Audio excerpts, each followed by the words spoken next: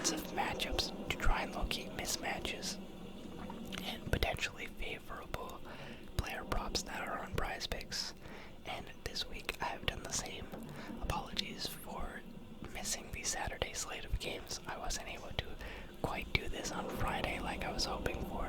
So we have the 4 remaining games to work with from the Super Wildcard Weekend, that being the Broncos and the Bills, the Eagles and the Packers, the Commanders and the Buccaneers, and finally the Rams and the Vikings.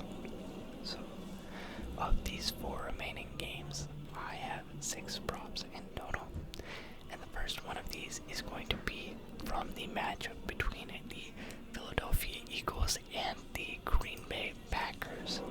Now, as we all know, Saquon Barkley is going to be a prime focus in this game, both for the Packers and for the Eagles. He's kind of been the focal point of the Eagles' offense this year, with the Eagles not throwing the ball as much with Jalen Hurts. And on the other hand of things, the Packers, they know if they want to stop the Eagles, they have to shut down Saquon. That is probably their number one target, to take away the running game and force Jalen Hurts to pass the ball in this game. Now, the Packers defense actually ranks number 28 in receiving yards allowed and number 30 in receptions allowed to opposing running backs this year. They're not particularly porous as a defense in many ways, if at all, but if they have one weakness, it would be opposing running backs in the receiving game. Now, luckily for the Philadelphia Eagles, Saquon Barkley, even though he almost beat the all-time single season rushing record, though he did not, he is very talented as both a rusher and a receiver. He's an exceptional pass catcher, as we all know, dual talented. And so I think in this game, where we have a Packers defense that is tied for number 6, sixth most sacks in the league with 45, we're probably going to see a few quick passes from Jalen Hurts. He's going to have to hit his wide receivers and tight ends more than usual, but we might even see a slight uptick in dump-off passes to Saquon Barkley in this game. So Prizepicks' line has Saquon at 2 receptions in this matchup. I'm going to be taking the over on Saquon Barkley 2 receptions, and he has either hit or pushed this line in every game this season that has come against a team that is currently in the playoffs. That's a nice cherry-picked stat for you. Obviously, if you take a look at all of his games, he's hitting it in some, he's not hitting it in others. It is a risky line. I would say this is probably the riskiest of the 6 player props that I've recommended, that I will be recommending. And there's a good chance that he pushes, but personally, I think that I like my chances on this. 2 receptions is not that many.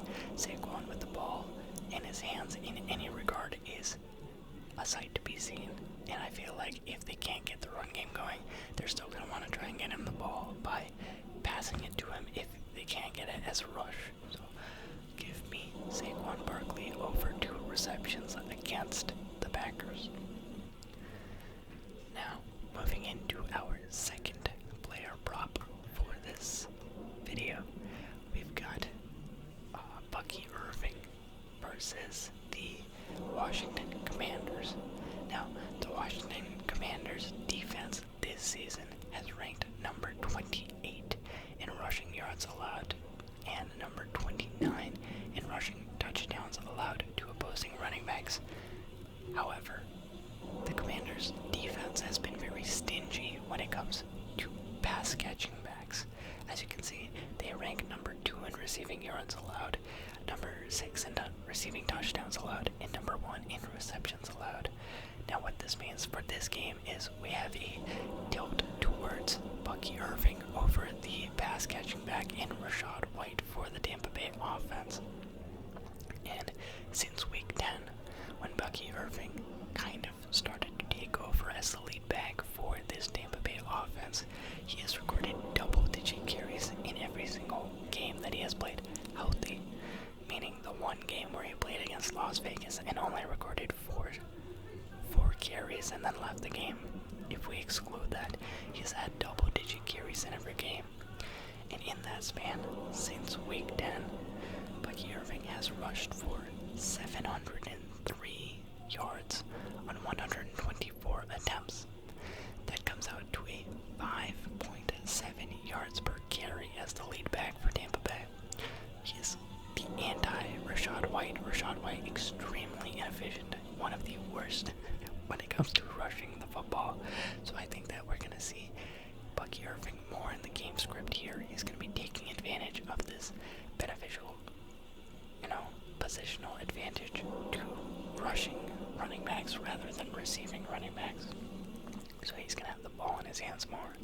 And the line that I really like for Bucky Irving in this game is taking the over on his 20.5 rush yards in the first 5 attempts. This is a little bit more of an obscure line, possibly. Maybe it makes complete sense to you, but usually you'll see something like rushing yards or receiving yards or even receptions like the Saquon Barkley one. This one is a compilation of Bucky Irving's first 5 rushing attempts, and basically what it's saying is within his first 5 rush attempts in the game, Bucky Irving will cross 21 rushing yards essentially. I am going out and saying that I think that Bucky Irving, with his first 5 rushing attempts, will cross 21 rushing yards on the game. Now, if you take 21 and divide it by 5, I don't know if you were able to do it or not, but it's an average of 4.2. He needs to average 4.2 rushing yards across his first 5 carries, and he's averaging 5.7. I think that this is a great line. Obviously anything can happen, but knowing that the Commanders are a bit of a more porous rushing defense, I think this is a law play. I very much like this line more than the Saquon Barkley one, but I do think they're both worth looking after.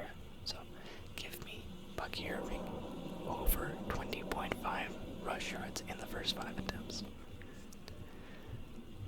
Next up, from that same game, we've got McLaurin. Now, if you've been watching football this season, you probably know that the Tampa Bay Buccaneers pass defense is not one that is stopping a lot of people. They have ranked number 29 in receiving yards allowed and number 31 in receptions allowed to opposing wide receivers this year. Anyone can throw on the Bucs. Their rush defense is quite good, but throwing on the Buccaneers is kind of the formula to success. Now, as for the Commanders' offense, you've got a wide receiver in McLaurin who has finally had his breakout year. He's been very consistent since his rookie year, and I think posting 1,000 yards in every season so far. Maybe he missed one, but he has taken his game to a new level this year and been averaging 15.8 fantasy points a game. And on top of that, a very interesting and not interesting but important stat for this game. McLaurin is number 2 in the league when it comes to touchdowns by wide receivers, behind Jamar Chase only.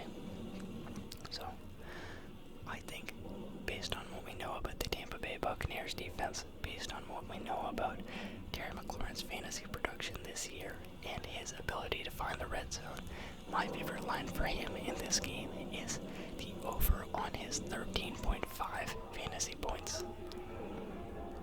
Sorry.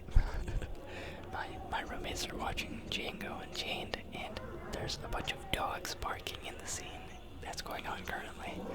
I've never watched the film, so I don't know exactly what's happening, but it caught me off guard, and hopefully not too much of the noise is bleeding into this. Oh well. As I was saying, McLaurin, 13.5 fantasy points. I'm taking the over on this line.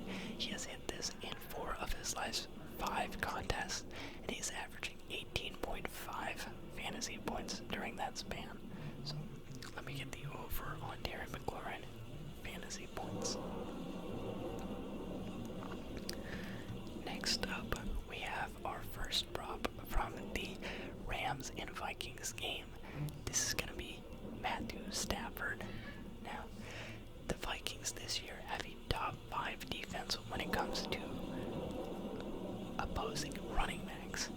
Now, on the other side of that, they have a number 32 ranked passing yards allowed to opposing quarterbacks.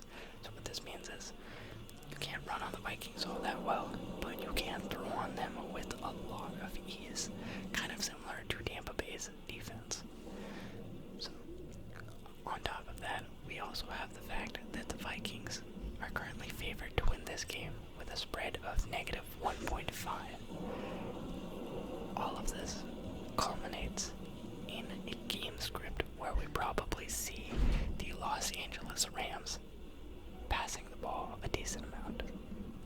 You know, if you can't establish the run with Kyren Williams, with the possibility you might be playing from behind, and just the fact that they have such a string cheese, Swiss cheese secondary, allowing so many passing yards to be thrown on them, we're probably going to see Matthew Stafford lighting up the field in this game. So, personally, my favorite line for him on Prizepicks is the over on the 33 pass attempts. So far, Matthew Stafford has hit this line in his last 4 straight playoff games with the Rams, and in his career total playoff games, he has hit this in 6 out of 8 games. That's 75% hit rate, plus one of the 2 games in which he missed, it was a hook of 32 attempts. So, in my eyes, I really like the 33 passing attempts over.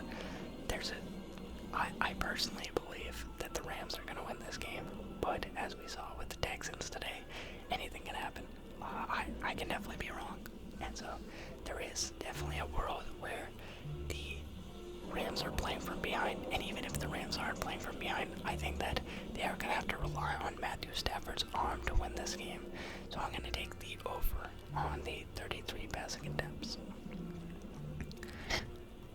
And finally, we get to, not finally, moving on to our 5th player prop of this video.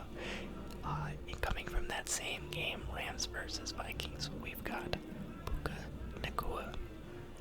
Puka Nacua, stud of a sophomore wide receiver.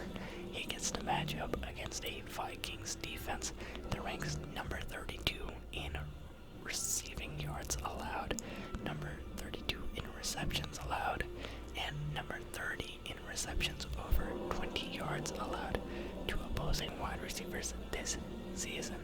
So not only do they allow a lot of catches, a lot of yards, but a lot of big chunk plays. And Puka, so far this season, since returning to the field from his injury, he has had elite volume. I mean, this guy, pretty much anytime he's on the field, Matthew Stafford has eyes for him. He will get the ball. He has the most yards per route run of any wide receiver in football this year. And in his first playoff game last year, Puka Nacua posted a monster stat line of 9 catches, 181 yards, and 1 touchdown in his game against the Lions. So, building on his performance last year in the playoffs, based on everything I've seen from Puka Nacua this year, I am expecting him to have a big game against the Vikings, and I'll be taking the over on his 90.5 receiving yards line. I think this guy's just a stud. Last year,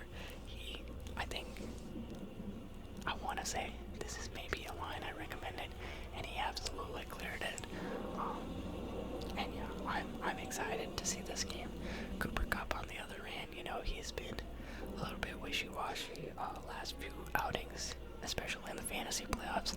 Not a dependable guy. He has not had the same connection. And last year we did see the Lions focus on trying to eliminate Cooper Kupp. Well, that might not be the same focus this year for the Vikings, but I think Puka is just so strong, so athletic, that he is going to find ways to get open against a very, vulnerable Minnesota Vikings defense. So I'm going to take the over on his 90.5 receiving yards.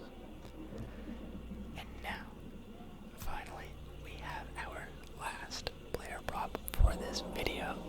This is going to be TJ Hockenson.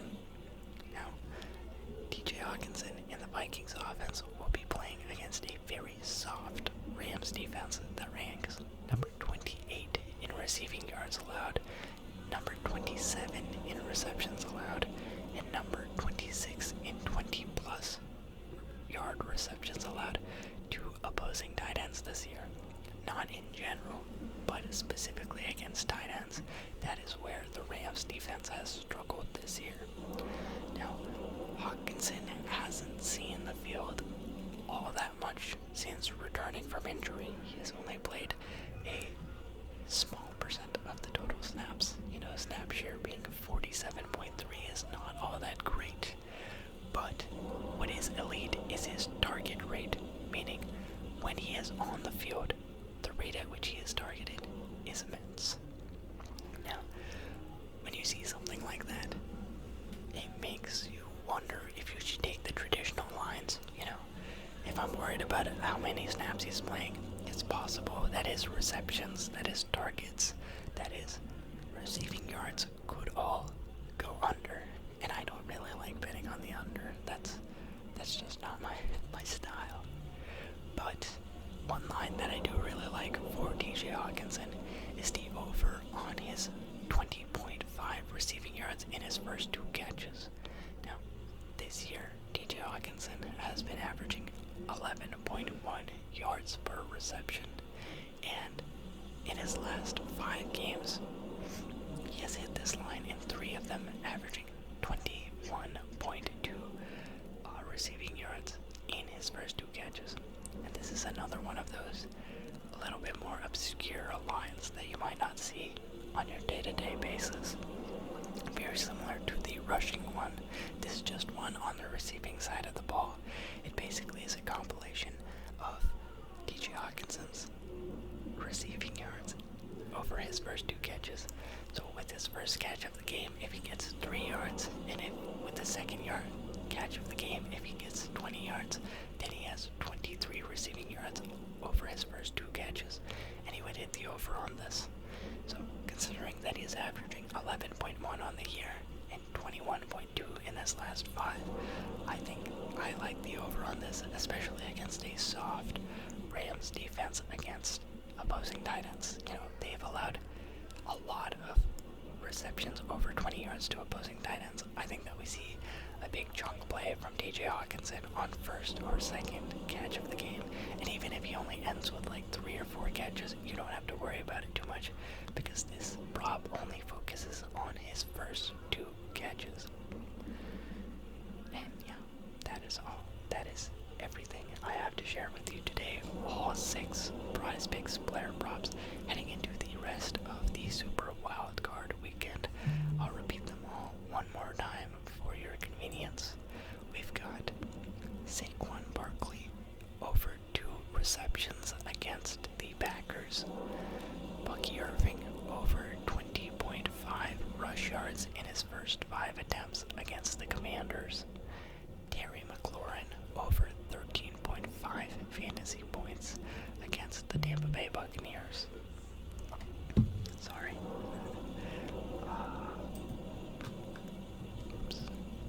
Matthew Stafford over 33 pass attempts against the Minnesota Vikings. Puka Nacua over 90.5 receiving yards against the Minnesota Vikings.